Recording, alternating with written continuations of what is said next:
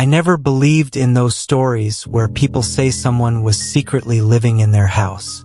I used to think they were exaggerated or completely made up.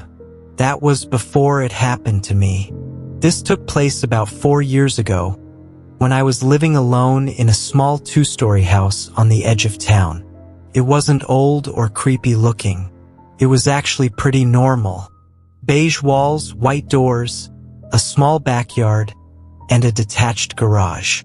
The kind of place where nothing bad ever felt like it could happen. I worked night shifts at a distribution warehouse, usually getting home around 3 or 4 in the morning. Because of that schedule, I slept during the day and was awake all night. The house was always quiet, and I liked it that way. For the first few months, everything was normal. Then small things started happening.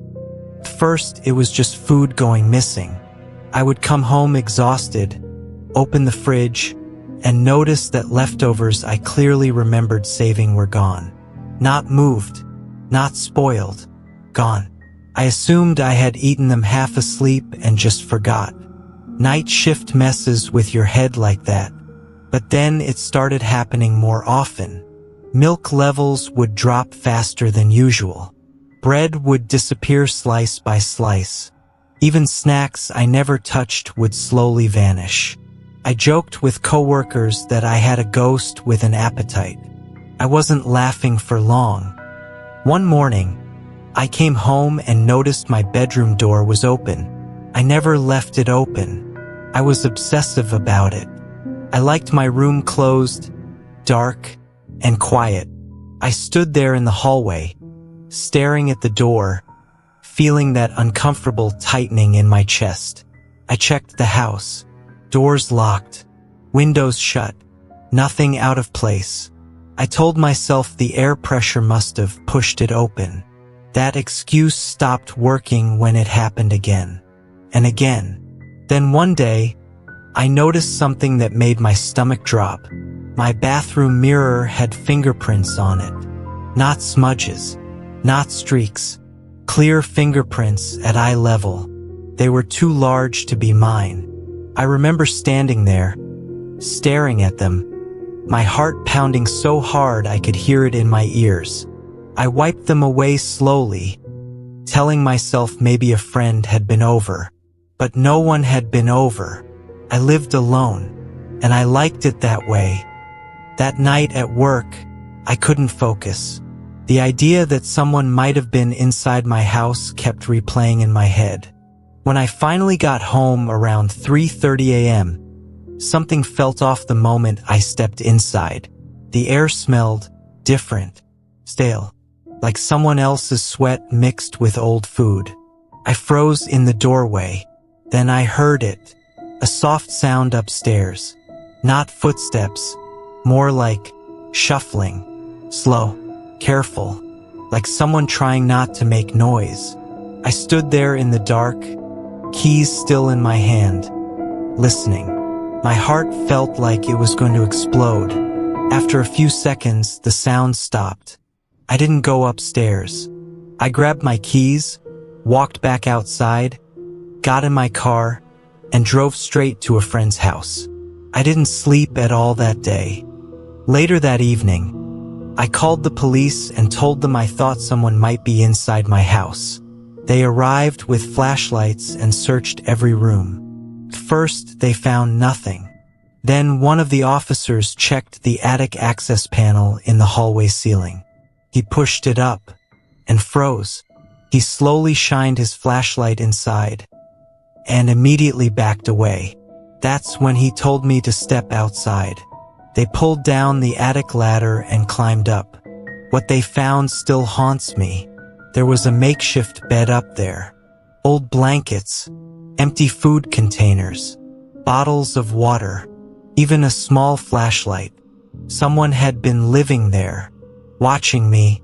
They told me the person had likely been climbing down while I was at work, eating my food, using my bathroom, standing in my bedroom while I slept. The most terrifying part? In the attic, they found a notebook. Inside were dates, times, and notes. One line read, "Comes home at 3:22 a.m. Sleeps heavy. Doesn't wake." I moved out that same week. They never found who did it. Sometimes, when I wake up in the middle of the night, I still feel like someone is standing just outside my bedroom door. I know that already sounds like a bad idea, but back then, it felt harmless. I was in my early 20s, bored most nights, and living in a small city where nothing ever happened. Old buildings were everywhere. Factories, schools, offices, left behind when companies shut down. This story happened during one of those explorations. There was an abandoned office building on the outskirts of town. For floors tall, broken windows, graffiti all over the walls. People said it used to belong to an insurance company before it shut down suddenly. No one ever explained why. My friend Alex and I decided to check it out one night around 11 p.m. We parked a block away and walked the rest of the distance, carrying flashlights and our phones. The building looked even worse up close. The front doors were cracked open like someone had forced their way in a long time ago. That should have been our first warning. Inside, it smelled like dust, mold, and something faintly rotten. Our footsteps echoed loudly, and every sound felt 10 times louder than it should have been. Broken furniture was scattered everywhere. Papers were still on desks, like people had just gotten up and left one day. We started on the first floor, checking rooms and joking quietly to calm our nerves. That's when I noticed something strange. Some of the trash looked recent. Empty water bottles that weren't faded. Food wrappers that hadn't decomposed. A blanket folded neatly in one corner. I pointed it out to Alex, and he laughed, saying, "Probably homeless people." That explanation didn't make me feel better. We moved up to the second floor. The stairs creaked loudly, and every step made my stomach tighten. The hallway upstairs was long and narrow, with doors on both sides. Our flashlights barely reached the end. Halfway down the hall, we heard it. A cough, not distant, not imagined, came from one of the rooms ahead of us.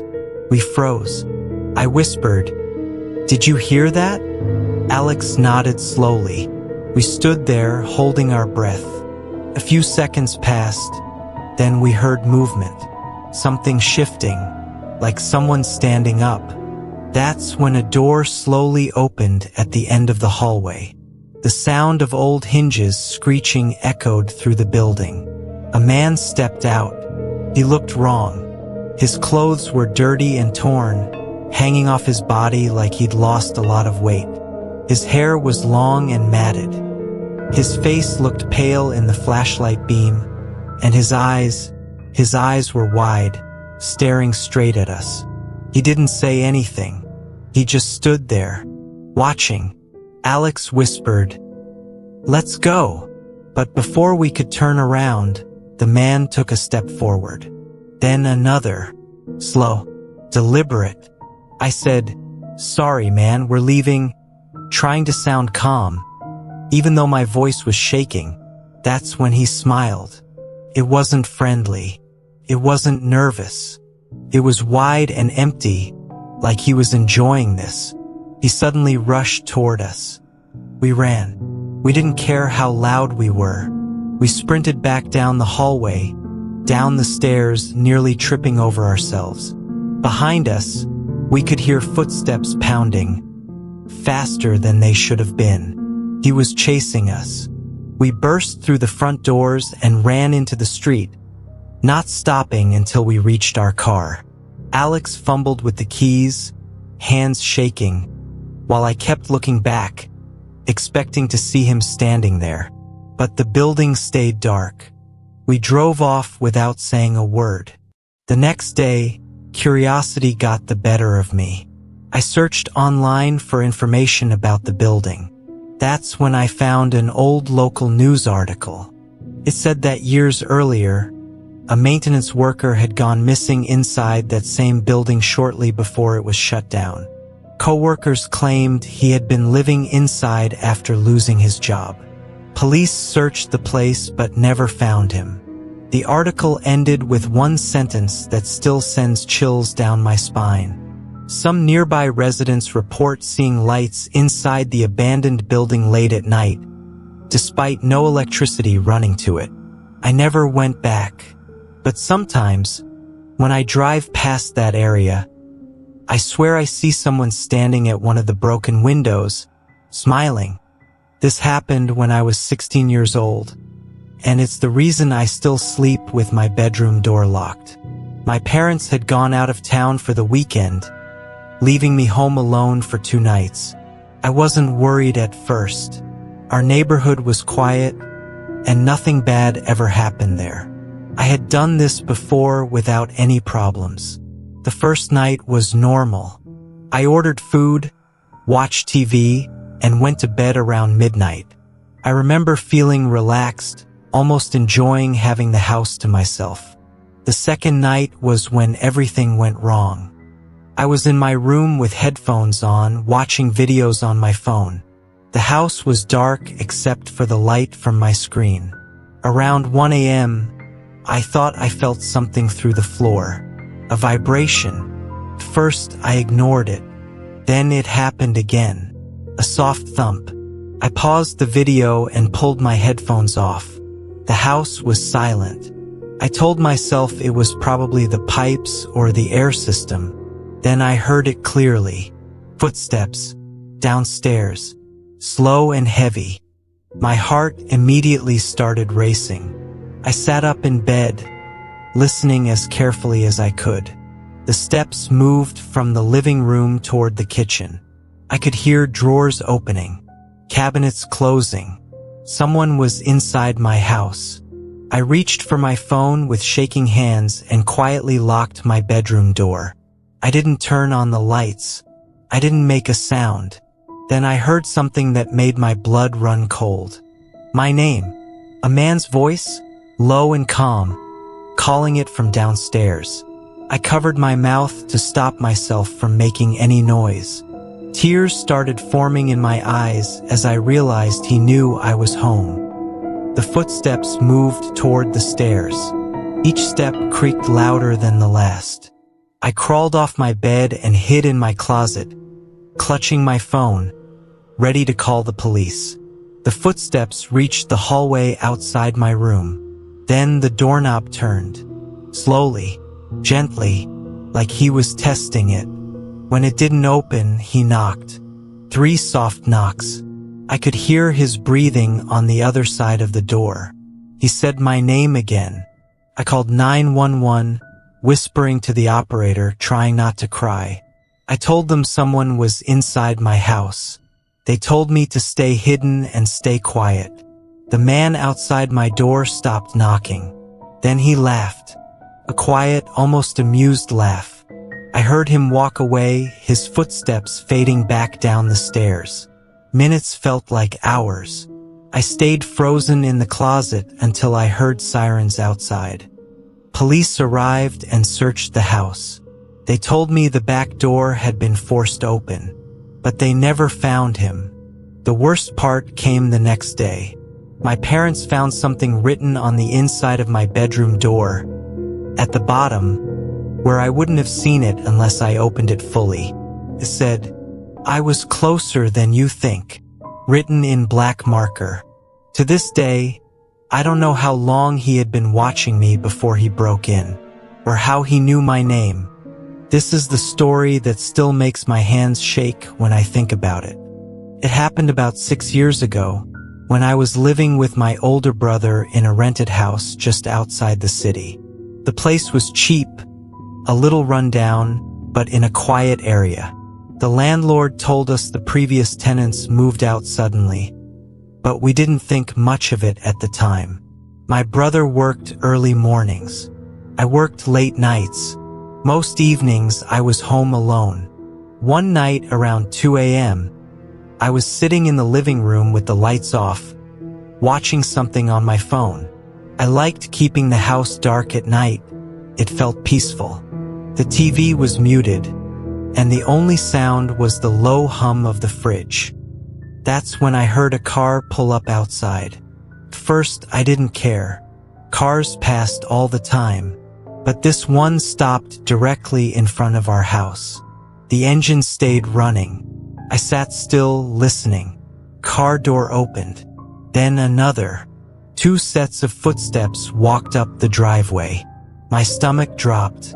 There was no reason for anyone to be visiting us at that hour. I quietly stood up and peeked through the corner of the curtain. In the dim streetlight, I saw 2 men standing near our front door. Both were wearing hoodies, faces partially hidden. One of them was holding something long and dark in his hand. Crowbar. They didn't knock. They tried the door handle. Slowly, carefully. When it didn't open, one of them whispered, "No lights. Nobody's home." My heart started pounding so hard I felt dizzy.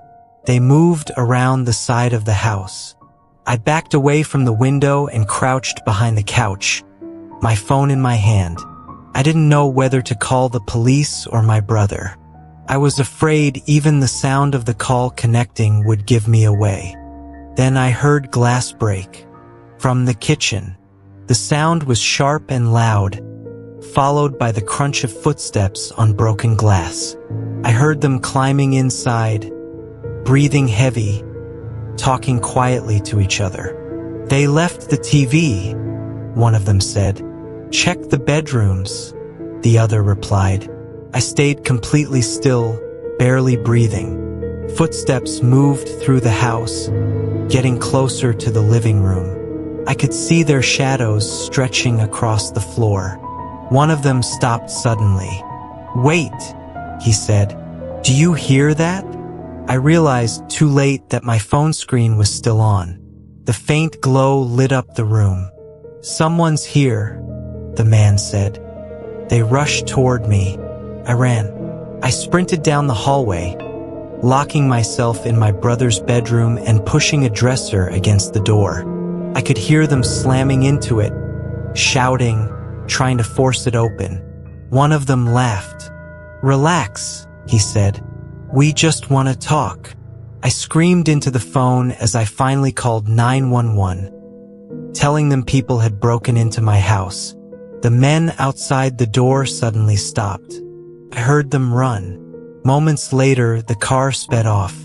Police arrived minutes later, but the men were gone. The officers told us something that chilled me even more. They had been hitting multiple houses in the area that night, only entering the ones they believed were empty. If I hadn't been sitting in the dark, if they hadn't noticed that glow, they might have reached my room before I ever knew they were there. We moved out 2 weeks later. Sometimes, when I'm home alone at night, I still keep all the lights off. Not because it's peaceful, but because I'm afraid someone out there might be watching, waiting for the moment they think no one's home.